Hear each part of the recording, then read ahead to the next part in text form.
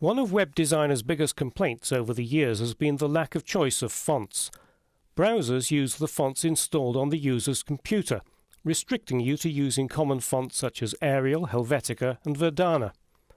To use a more exotic or aesthetic font, up to now it's been necessary to embed them in images or use various image replacement techniques.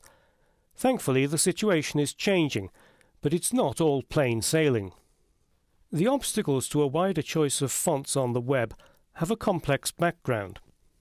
In fact, web fonts have been supported by Internet Explorer since version 4 in 1997. But the problem was that Microsoft used a proprietary font format, so other browser vendors couldn't use it. They rely heavily on income from licensing, and they didn't want their fonts to be available free on the Internet where everybody could download them.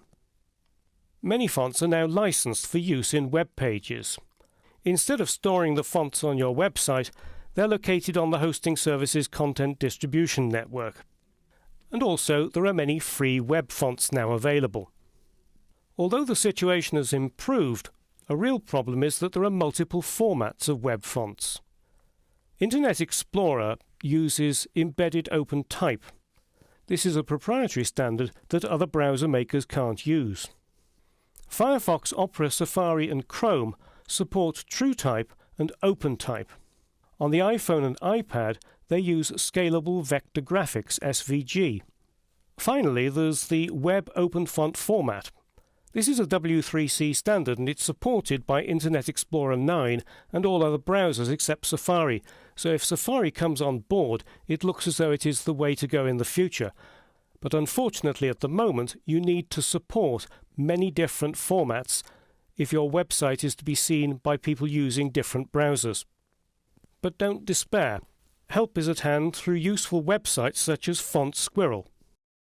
Font Squirrel is perhaps the best-known source of web fonts that are free for commercial use.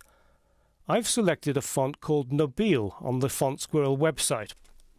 Each font has a different type of license, and it's important to know exactly how you can use it and where you can use it. The other very useful thing on Font Squirrel is they create what are called @font face kits.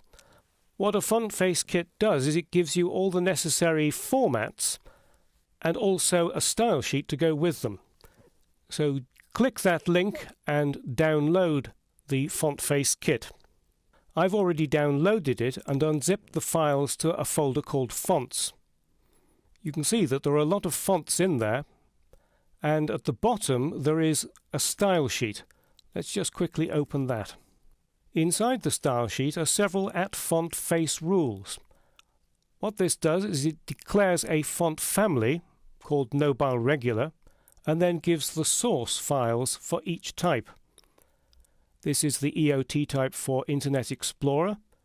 This defines the source for Internet Explorer, for older versions of Internet Explorer, and the remaining definitions define the sources for Internet Explorer 9 and later, and for all the other web browsers that recognize fonts.